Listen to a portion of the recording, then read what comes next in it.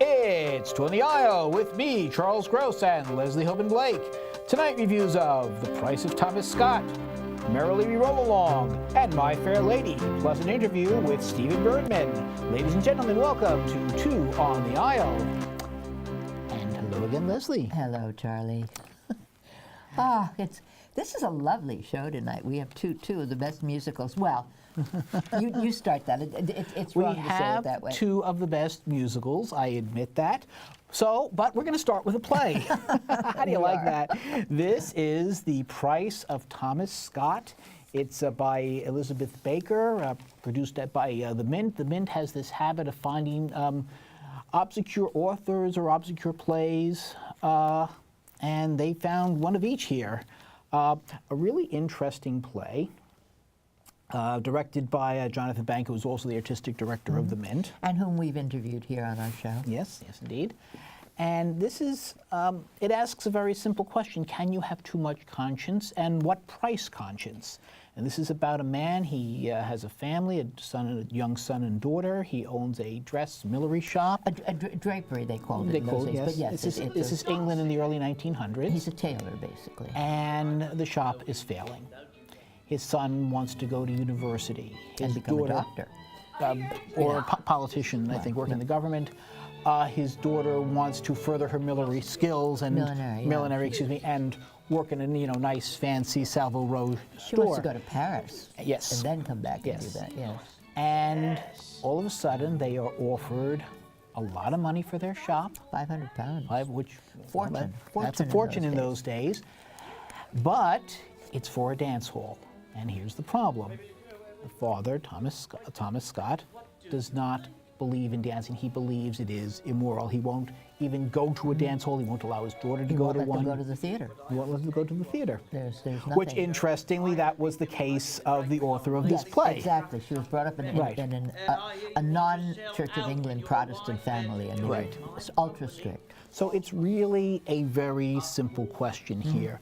But the way that she handles it makes it very interesting, especially because, as played by Donald Corrin, the title character, he's not this, holier than thou, he's a charming man. Yes, he's a lovely man. He loves his family, but he loves his church and religion as well. Right. And as a person of faith, you understand that. I do. There's more to that. I do. And understand he is not. He is selling the property. It's not. He doesn't get to decide. What to do with it, etc. So it kind of adds to the dilemma. But once he knows. Yes. Well, he cannot in all good conscience. Literally, when you talk about good conscience, there's a man who has a good conscience. Yes. By his lights. Yes. It's very hard on everybody else in his family. Extremely. But, extremely.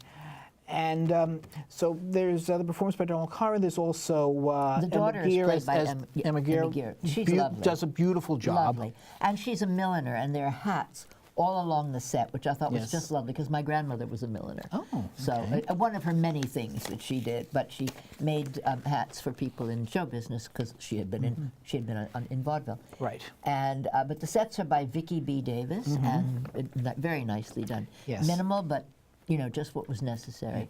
All in all, this is a play that gets you to think.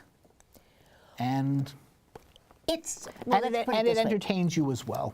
It's one of those plays that really is past its sell-by date, but you put that aside and you say, okay, that was then. We can't hold it to our standards today. Right. And then when you put that in there, then it becomes some of the plays that, and it's interesting because it's another female playwright. Teresa Deevy was the first playwright that Jonathan Bank discovered, and he did the same thing. He's doing a season of Elizabeth Baker, so it's going to be really interesting. Plus, in 1910, now she didn't go to the theater till she was 30, and 3 years later she wrote her first play. Wow. And her first play was compared to George Bernard Shaw. Well, there are a lot of Shawian elements in here, in how she puts the question in, but she entertains as well. It's not of the quality of the best Shaw plays, but, well, what is? And then to have a woman at that point, writing it at that point, it's really, and her own shelf life, she started in 1910, she was still writing plays in 1927. We never heard of her, so, it's very, very interesting. So thank you to the Mint for bringing it back. Very much, as I'm always. going to give this 3 3/4. I would give it that. Yes, I would say certainly that's a fair. And I'm looking forward to one or two of the very interesting panels that they do on this as well. Yes. I get to talk about Merrily We Roll Along, which I saw originally. I saw what I call the T-shirt version because all the characters had the name of the character on their T-shirt. Well, or their relationship to Franklin Shepard. In a couple So of cases. what would say future Mrs. Shepard, current Right, Mrs. right. Shepard, best friend. But the reason was because it had a cast of 27 back in the day. And what's interesting about this particular production at the Roundabout is the Fiasco Company has put it on. Now, for those of you who do not know, just as John Doyle has a signature, which is usually his characters in a musical play instruments, right, no matter what the musical is, in the Fiasco, they take 6 to 7 people to put on anything they did. They started with Cymbeline, then they did Into the Woods. They got Sondheim's permission to go back. And assistants. To go back to every single scrap of paper he'd ever written about this show. And although the music is still in there, and you're going to speak to that in a second. I am. But although the music is still in there, this is a very quick, this is a 90-something minute version. Actually, it's closer to 2 hours with Was no it 2 hours? intermission. Well, Yeah. it went quickly, I gotta say. And frankly, since I've always found this to be a fairly superficial play, whether it was meant to be or not, I didn't mind that it didn't go deeper into the characters. It went boom, boom, boom, boom, boom. So basically, it's the story of 3 friends from the years of their beginning in 1957 to the end of their friendship in 1979, which is when the play was written. Actually, it ends in 1981, I think. 1980, but it came out in 1981. Okay. I thought the last year was that. It doesn't matter. There's a timeline in this booklet that was given out, and it says 1979, so I was going by that. Here's the timeline that the company very kindly put out. But what I will say is that what's interesting is it goes backwards, is the point. It's Kaufman and Hart. As does the Kaufman and Hart play Yes, that it's based on a play. So it Now, starts that in being 1981, and it... And it ends in 1957. Right. And you see these jaded, sad people at the end of a story go back to being the lovely, hopeful young people who are going to always be friends forever and ever. This is the best is yet to come, etc. Right. Now, Noah Brody, who's one of the 3 artistic co-directors of the Fiasco Company, directed, and it's a beautiful job of direction. Yes. The set by Derek McLean is the entire state. I looked. I thought it was one of my old apartments when I walked in because it had all that stuff in it. They even have Alvin Theater, which is where the Yes. original Broadway production played. That's the Neil Simon now. And I wanted to get into the cast. Okay, it's only a cast of 6. 3 of the people, Noah Brody is one. He's one of the co-artistic directors, and 2 of the lead characters are the other 2 co-artistic directors of the Fiasco. They've only got 6 people, and 3 of them are co-artistic directors. This is where you name them. Okay, Jesse Austrian, who plays Mary. and Lordy, Ben Steinfeld, who plays Frank. Those are the Here's 3. what I found interesting about, and then there's also Manu Narayan, who Who plays... was the original Zoltan Koparthy in My Fair Lady that we're going to talk about in a few minutes. Yes, Okay. don't question it. But I checked it. but now what I found interesting, I did see the original, which on Broadway lasted for 16 performances. It's one of the most infamous and beloved flops ever on Broadway. And There's even Lonnie a documentary Price, who was in the it, original, right? Made a movie out of scraps and pieces that's of what's stuff. interesting. Lonnie Price was the original Charlie, and he's Right. this small, and his Charlie was very nebbish. He kind of Woody Allen without the sex hang-ups. But here you have Ben Seinfeld, I'm sorry, You have Manu. who's tall. What difference does it handsome. make? To me, it made a difference No, because there was, please, no. there was especially in one scene where Ben Seinfeld as Frank, who's normally the taller one and the handsome leading man type, actually hits him, which I thought was. To me, that makes absolutely no difference whatsoever. To me, it did make a difference. Okay. It was an adjustment. What I loved about the choreography, I had mentioned Lauren Lataro, The Blob. is how they do the time travel. They kind of have this slow motion rewind. That was very well done. At one point, the character of Mary, whose story is probably the saddest, she is the first one to be successful, but at the end, she's drunk, broke, and bitter.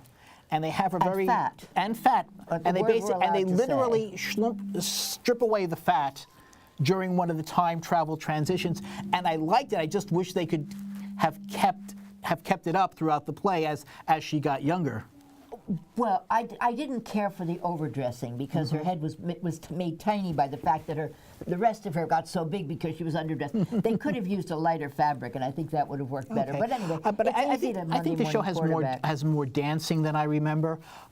It's wonderful. You know, this is a show that does cry out for a big band. This is one of my favorite Sondheim. May actually be my favorite Sondheim score. It's his most Broadway score. It may actually, I'm told it's his favorite. I don't know that for sure. And it cries out for a big band. And unfortunately, if you're not on Broadway, you can't have that. But you do have an 8-piece orchestra, which is a lot more than you normally get from Merrily. After the original Broadway, there have been subsequent productions. Broadway was 1.0. I saw what I call 2.0 at the Roundabout. Frank Rich in 1981 said, Mr. Sondheim has given this evening a half-dozen songs that are crushingly beautiful.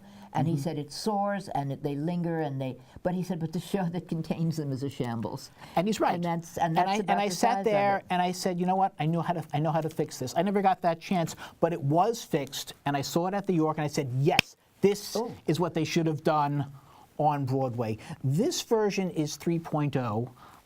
I think I like the 2.0 version better, but this is still a very, very strong production of it. I highly recommend it. I have one gripe.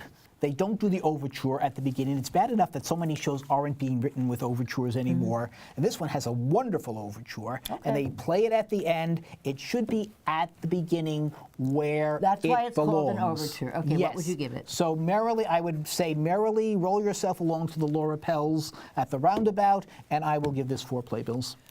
I think I would agree with you. I liked it better than 2.0. Okay. I did. I saw it in Washington, and I liked it there, too. Not this version, another version. We saw so many different versions of this play.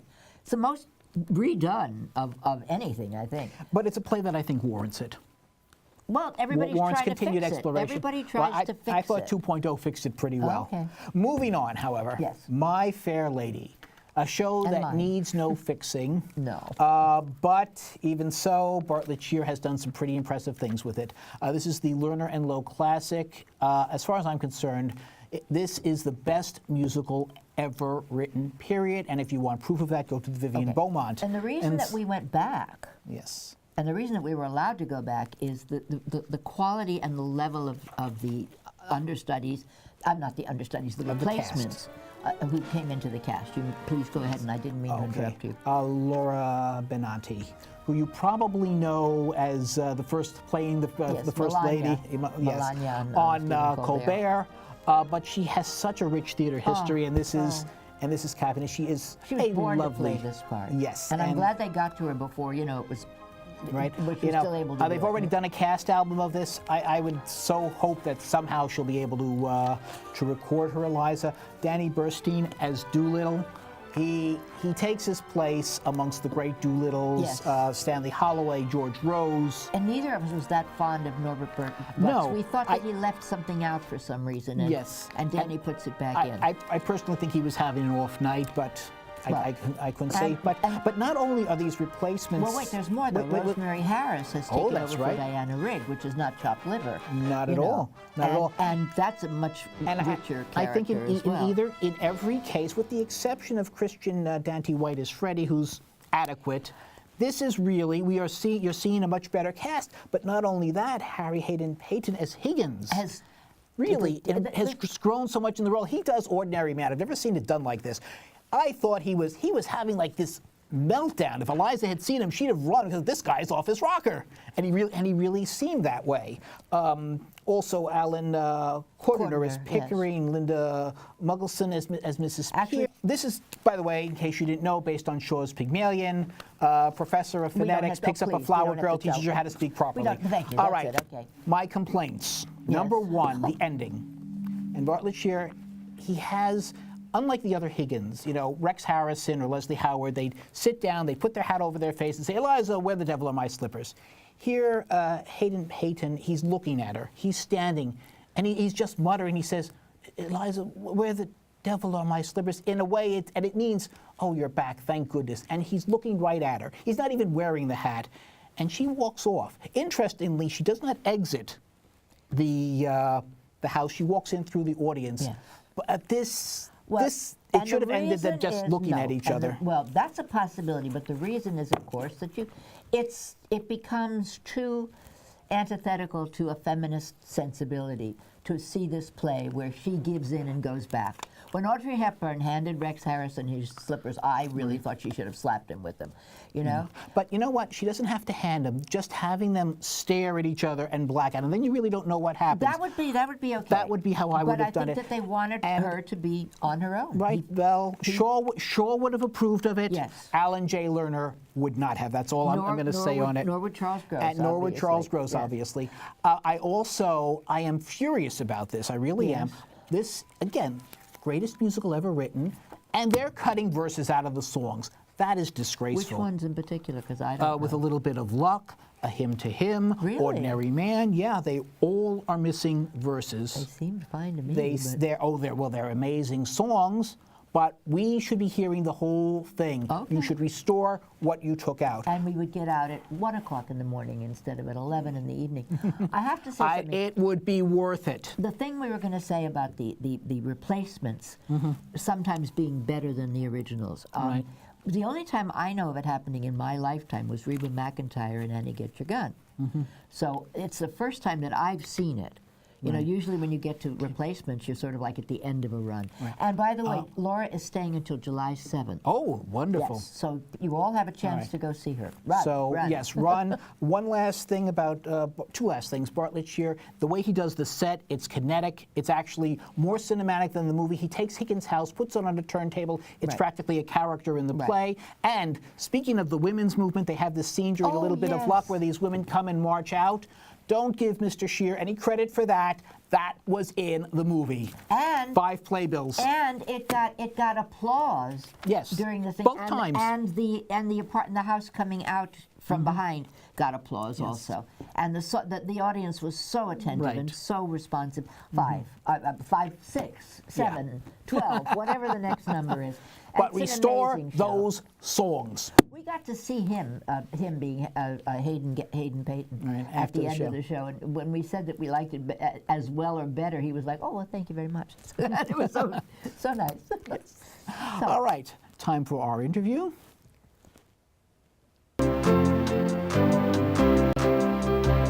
good evening. It's our pleasure this evening to have with us Stephen Burdman, who is the artistic director of the New York Classical Theater. This is their 20th anniversary. And for the first time, Stephen is going to be directing indoors rather than outdoors. I'm going to let him explain that. But just very briefly, the New York Classical Theater takes place outdoors in 5 or 6 different parks around the city and is an immersive theater experience. Ta-da! All right. Well, we're an off-Broadway theater that is really a people's theater. About 99% of our audience actually lives in New York. So that's super important to us. When we cast locally and we source everything locally, we're all about New York City, giving back to the people. And it's a wonderful exchange. Now, your typical play, there's not a space per se when you do these. You're actually walking through the park. That's correct. So it's really creative for us because we get to choose which locations, which fits the scenes and which ways. I'm not quite sure that's exactly what. You have different scenes set in different places. Correct. And people walk from scene to scene. yes. Oh, okay. All right. The way you Yes. said it. Okay. But Sorry. the way we set them is every show is different. You So got the question. Okay, Yeah, no. So lost which the- is fine. So for example, we've been in Central Park in our venue at 103rd and Central Park West for 20 years. And it's a gorgeous venue. We have a 3.5-acre lake and this beautiful white egret who likes to sail across the pond, right at the perfect time for us. And we're able to look at it in different ways. And over the years, I've become, the parks have for us become a character in the show. The audience is part of the show, the park is part of the show, and of course we have the show. So you're very different. I understand there's another theater that does Shakespeare in the park too, but it sounds like do. you're very different from that. We're very different. They're a sit-down version. But of that. the project that you're working on now in the cold weather is, well, I guess very different for you because A, it's not Shakespeare, and B, you're actually doing it indoors. Yes, well, I would say about 20 or 30% of the work we do is not Shakespeare. We do mostly Shakespeare, but not exclusively. And we have worked indoors in the past, but this is the first time we've actually rented a traditional theater space.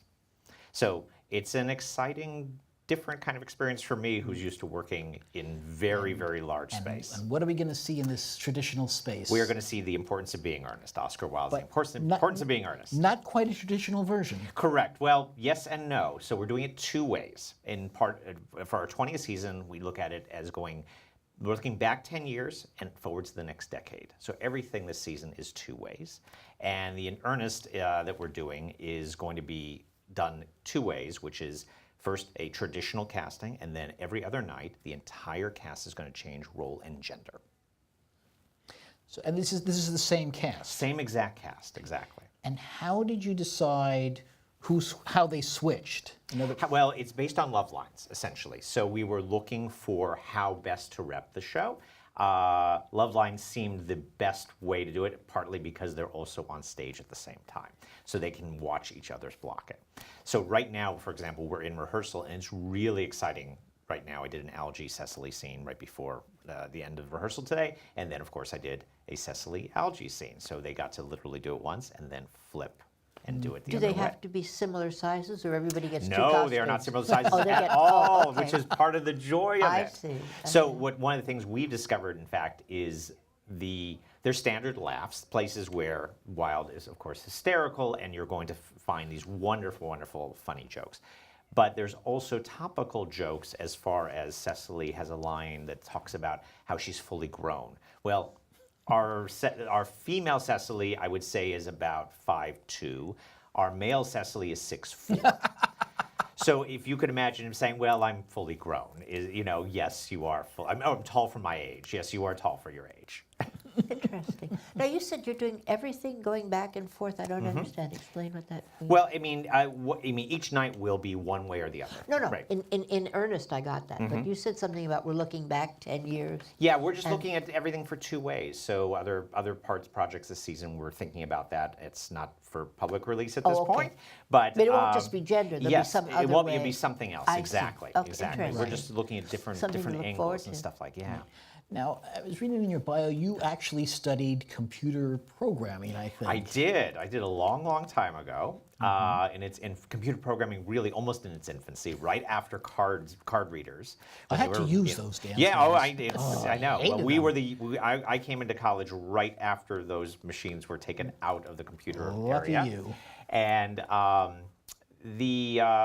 have a degree in computer science. So it's Fortran and Fortran and Pascal and COBOL, all those sorts of languages Stuff that you most couldn't people don't even know use about. today Yeah, anyway, they don't right? even know. They don't even. so it's a good thing you had something, because no one uses those languages. So aren't you happy that you have something to fall back on? No, I don't have anything to fall back on. I've been. You have the theater. I do. I've been in the business, I've realized, about 32 years this year, and I fortunately have never had to look back. Right. Is there a particular park that you've never worked in that you would like to use for one of your plays? That's a good question. I think we've worked in most of the parks in Manhattan that we'd really like to work in. We only have one park so far in Brooklyn that we've been in, which is Brooklyn. Actually, there's been two. We've been in Prospect Park, and Brooklyn Bridge Park is a regular home for us, which we love Brooklyn Bridge Park, and we love the audiences there. I'd like to explore more of Brooklyn. There's some wonderful parks in the Bronx we'd like to see. Head out to Victoria Park Queens. West, Van Cortlandt. Exactly, and I think those are going to be great for us to give back. So we work closely with the Parks Department every year. You do this. I'm sorry. You do this free. This Completely free. And the indoor play is going to be free as well. Absolutely. How does that work? Oh, it's tricky. Well, everything in the outdoor shows are completely free. You just show up. Every night the show is on at 7 o'clock, and at about between 6:45 and 7 o'clock, 200-300 people show up. The indoor show is a little different. What we're doing is you have completely free tickets from 6 o'clock to 7 o'clock. However, you can do what we're calling refundable reservations. So what we're doing for people who want to reserve in advance, they can reserve their tickets for $30. And at the end of the evening, if you so choose, we will give you back $30 per seat. But you don't know how that's going to work out yet. 'cause We it don't know how hasn't it's going to happened work out yet, exactly. But Well- that allows us to really continue to remain free. And the most important, and my director of development will be glad I'm saying this, you can join our membership program. And part of the membership program, like our sister theater in Central Park, is about getting tickets. So that's part of the perks. And where exactly is this indoor theater that you have? We're at the Mezzanine Theater in the Art New York Theaters, and it's at 53rd and 10th Avenue. Okay. And this show will be running March 5th to the 24th, for 3 weeks only. and no extension. No extension at this time, no. However, one never says never. One never says never. Art New York's pretty booked up, but who knows? Who knows what's going to happen? This is really, I have to say, extremely unique. I find myself, I'm again directing right now for it. I'm kind of directing 2 plays for the price of 1, if you will. I do it one way, I do it another way. There's a lot of discussion between the pairs. I'm encouraging that, in fact, that the Cecily and the Algies are working together, the Gwendolyns and Jacks are working together very tightly. Everyone is working together. But we're going to be doing the identical play both nights. The exact same script, the exact same blocking, the exact same costumes. Obviously, who's playing the role makes a big difference. Indeed, it does. Now, it does. Of the men and the women, who are the biggest, I'll say witches. Or say again? Witches. You normally put a B in that. Oh. Is it the men or is it the women approaching the role? I think it really doesn't matter, honestly. I mean, there is I think it's the characters who we have to look at. But, there's some very interesting comparisons for me. I'm seeing a lot of Chekhov, which is, of course, around the same period in this. It's the same kind of cast of crazy people who are in the Wilde's world and who are also in Chekhov's world. There's a lot of comparisons to that. So, Is there a doctor in Ernest? There is not in Ernest. That's what you're going to say in the house. Didn't think No. so, but... No, we have a butler, though. All right. It's all right. It's all right. Okay. Did Chekhov ever have a butler? Yes, he did. Yes. Okay. All right. Well, we look forward to seeing both Ernest. It's a chance for us to also encourage people who may be reluctant because of mobility issues to see our outdoor shows because they feel they can't get up and down, what I call the creaky knee syndrome. Right. You don't stay in one place. We don't. You're all over. We don't. And actually, we're not going to stay in one place indoors either. Oh, But I want to kind of surprise the audience. But they get a taste of what it's like for us to be outside. Okay. It's very exciting.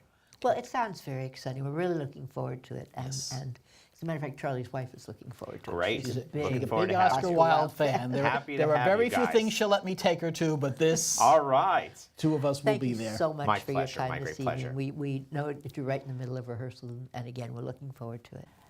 And that is our show for the evening. When you go to the theater, look for Leslie and me, us too. On the aisle. Here we go.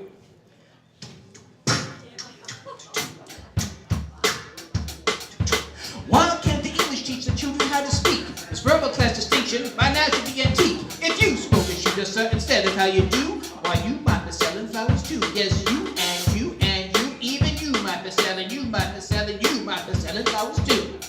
An Englishman's way of speaking absolutely classifies him. The moment he talks, he makes some other Englishmen despise him. One common language I'm afraid we'll never get. Now, why can't the English? Why can't the English learn to say a good example to people whose English is painful to your ears? The Scotch and Irish speak close to tears. And there even are places where English completely disappears. In America, they haven't used it for years. Now why can't the English teach the children how to speak? No witches, no Norwegian, the Greeks have taught them Greek. In France, every stranger knows his language from A to Z. The French don't care what they do actually as long as they pronounce it properly. Now, Arabians learn Arabian with the speed of summer lightning, and the Hebrews learn it backwards, and that's absolutely frightening. But use proper English, you're regarded as a freak. Now why can't the English? Why can't the English? Why can't the English learn to speak?